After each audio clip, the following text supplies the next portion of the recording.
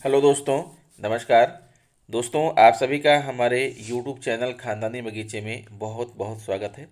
दोस्तों, आज मैं आपके लिए एक ऐसी आयुर्वेदिक जड़ी बूटी, एक ऐसी औषधि लेकर आ गया हूँ जो इस सीज़न में आपके चारों तरफ पर्याप्त मात्रा में है। दोस्तों, अगर इसके नाम जानना चाहेंगे तो इसे हिंदी में कहते हैं बाघ नख, अजीब हर्ब, काकनासा, और ये और भी बहुत सारे तरह तरह के नामों से जो है ये जानी जाती है। और इस समय चारों तरफ आपको मिल जाएगी, खेत खलिहानों में, मेड़ पर, सड़क के किनारे, नहरों में, जंगलों में, हर जगह आपको ये मिल जाएगी।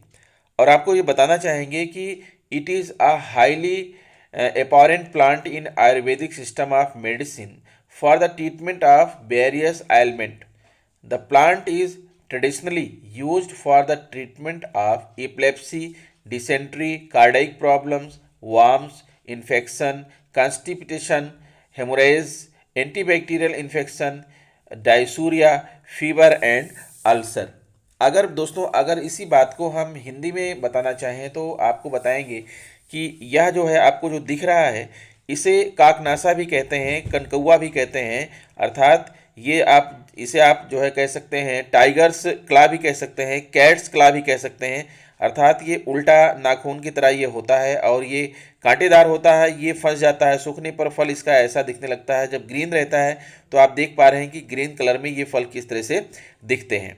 लेकिन जब ये सूख जाता है तो सूखने के बाद इसके ऊपर के जो त्वचा है वो हट जाती है और ये कटीला हो जाता है, और इसको जहाँ भी आप लटका दीजिए ये लटक जाता है, बिल्कुल एक हुक के समान होता है। इसीलिए जो है इसके अलग अलग नाम हैं। इसे बाघनख कहते हैं, इसे जो है आप कैट्स क्ला कह सकते हैं, बिल्ली का पंजा, टाइगर्स क्ला बाघ का पंजा, यानी कि काकनासा चूंकि कौवा की तरह दिखता है, ब्लैक कलर का हो जाता है, तो इसके तरह तरह के नाम हैं। लेकिन दोस्तों, यह बहुत ही कारगर औषधि है। और ये किन किन चीज़ों में फ़ायदा करती है मैं आपको बता दूं। ये जो है जहरीले डंक के लिए मारक है। अगर किसी ने आपको किसी जहरीले कीड़े ने काट लिया है तो उसके लिए यह बहुत कारगर औषधि है। उर्वरता लाती है और एलेक्सिटेरी है। और तपेदिक से जो है तपेदिक अर्थात जो टीबी होता है, टीबी से लड़ने में यह बहुत ही मददगार है। मिर्गी का दौरा, अगर किसी को मिर्गी आ रही है उसके लिए भी यह बहुत ही फायदेमंद है इसकी पत्तियां। और कुल्ला करने के लिए इसकी पत्तियों का प्रयोग कर सकते हैं। अगर शरीर में कहीं सूजन है तो इसके फल का प्रयोग करेंगे। खुजली के लिए पका फल और खुजली के लिए इसकी पत्तियां भी प्रयोग में लाई जाती हैं। और सीडेटिव की बीमारी के लिए जड़, और टीनिया कार्पोरिस के लिए फल, और कीड़े मारने के लिए इसकी पत्तियों का उपयोग किया जाता है। तो दोस्तों, यह जो पौधा है यह बहुत ही फायदेमंद है, लेकिन लोग इसके आयुर्वेदिक उपचार को जानते नहीं है, इसलिए इसे बेकार की वस्तु समझते हैं। और इस समय आपको ये खूब फला हुआ दिखेगा। इस समय इस ब्लूमिंग पर है, इसके फूल खूब बढ़िया बढ़िया दिखते हैं। नहरों के किनारे, सड़कों के किनारे, जहाँ से आप भी गुजरेंगे चारों तरफ आपको जो है ये जो बागनक है, काकनासा है, ये आपको वहाँ पर दिखाई पड़ेगा। तो आइए दोस्तों, हम आपको इसके और भी आयुर्वेदिक लाभ बताते हैं। काकनासा के विषय में आपको कुछ और जानकारी प्रदान करते हैं। दोस्तों, आप अच्छी तरीके से जानते हैं कि पेड़ पौधे दवा में इस्तेमाल करने से पहले उनके बारे में जानना बहुत ज़रूरी है। आमतौर से पेड़ पौधों की 5 चीज़ें दवा के रूप में इस्तेमाल होती हैं, और ये भाग है पत्तियां, फूल, कलियां, फल, बीज, छाल और जड़। इन्हें ही पांचांग कहा जाता है। कुछ जड़ी बूटियां फूल, पत्ते और शाखों के साथ पूरी इस्तेमाल की जाती हैं, और जड़ हटाकर पूरा पौधा दवा के काम में लाया जाता है। जड़ी बूटी के उखाड़ने पेड़ों से दवा के अवयव इकट्ठा करने का एक उपयुक्त समय होता है, और इस उपयुक्त समय में लिया गया पौधा या जड़ी बूटी अच्छी तरीके से काम करता है। दोस्तों, कुछ जड़ी बूटियां पूरी तरह से परिपक्व हो जाने पर, सूखने पर उखाड़ी जाती हैं। कुछ फूल निकलने पर, जब उनमें बीज न बना हो। कुछ फल और बीज आने पर उखाड़ी जाती हैं। जिन पौधों की जड़ काम में आती है वे लगभग 1 साल पुराने हों। कुछ पौधों की जड़ 2 साल के पौधे से ली जाती है। तो फूल और पत्तियां 1 साल तक ठीक फायदा देती हैं, और मजबूरी में इन्हें 2 साल तक इस्तेमाल किया जा सकता है, लेकिन ये खराब ना हुई हो, इसमें फफूंदी ना लगी हो और कीड़ों ने इसे खाया ना हो। बीज भी 1 वर्ष से 2 वर्ष तक ठीक रहते हैं, उसके बाद उनकी शक्ति कमजोर पड़ जाती है। पेड़ों की छाल ज़्यादा दिनों तक रखने के काम में नहीं रहती। जड़ें बहुत दिनों तक ठीक रहती हैं, लेकिन ये देख लेना चाहिए कि कीड़ा लगाकर ये खराब ना हो गई हो। तो आइए दोस्तों, हम आपको बताते हैं कि ये जो आपको दिख रहा है दुनिया की सबसे अद्भुत विचित्र जड़ी बूटी बाघनखी, आखिर आप इसकी पहचान कैसे करेंगे और इसके फ़ायदे क्या है? पहचान तो आप देख पा रहे हैं दोस्तों, यहाँ पर आपको इमेज में दिख रहा है कि ये जब ग्रीन कलर का है तो ये आपको जो है इस तरह से दिख रहा है कि नीचे कांटे टाइप का दिख रहा है, लेकिन जब सूख जाता है तो टोटली ये कांटे के रूप में, एक नख के रूप में अर्थात नाखून के रूप में दिखने लगता है। तो दोस्तों बाघनखी या बाघनख एक पौधा है जो बरसात में उगता है और सर्दी आते आते सूख जाता है। इसके फल सूखकर चटक जाते हैं और उनमें से एक काले या भूरे रंग का बड़ा सा बीज निकलता है। इस बीज की शक्ल बाघ के मुड़े हुए नाखूनों जैसी होती है, इसीलिए इसे बाघनखी या बाघनख कहते हैं।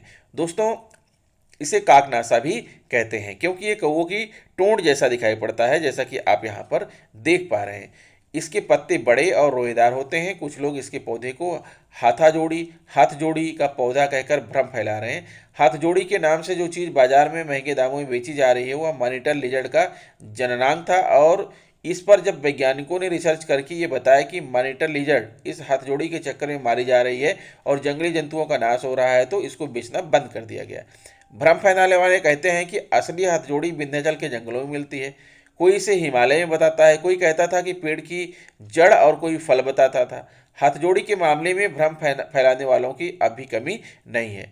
बगनखी के पौधे को अंग्रेजी भाषा में डेविल्स क्ला, शैतानी पंजा कहते हैं। इसका वैज्ञानिक नाम मल्टीनिया एनुआ है। देसी भाषाओं में कहीं इसे उल्टा कांटा भी कहते हैं। इसके मुड़े हुए कांटों की वजह से इसे बिच्छू फल या काला बिच्छुआ भी कहते हैं। कुछ लोग इसके पौधे को बिच्छू झाड़ी समझते हैं, जबकि बिच्छू झाड़ी एक अलग ही प्रकार का पौधा होता है। दोस्तों, कुछ लोगों ने ये भ्रम भी पाल रखा है कि ये पौधा वहीं उगता है जहाँ बिच्छू रहते हैं। ये बिच्छू कांटे की अच्छी दवा है। तो इसके कई नाम होने के कारण अन्य पौधों के नामों में भ्रम हो जाता है। ये पौधा ही ऐसा है। ये पौधा दोस्तों सूजन और दर्द को दूर करता है। इसमें रक्त शोधक गुण हैं। दोस्तों, बताना चाहूँगा कि सूजन और दर्द को दूर करने के गुणों के कारण इसे गठिया रोग में इस्तेमाल किया जाता है। इसके पत्तों को सरसों के तेल में पकाकर ये तेल जोड़ों के दर्द में मालिश करने से बहुत आराम मिलता है। इसके सूखे फलों को कूट कर भी तेल में पका सकते हैं। ये एक अच्छा दर्द निवारक तेल बन जाता है, अर्थात नेचुरल पेन किलर बन जाता है।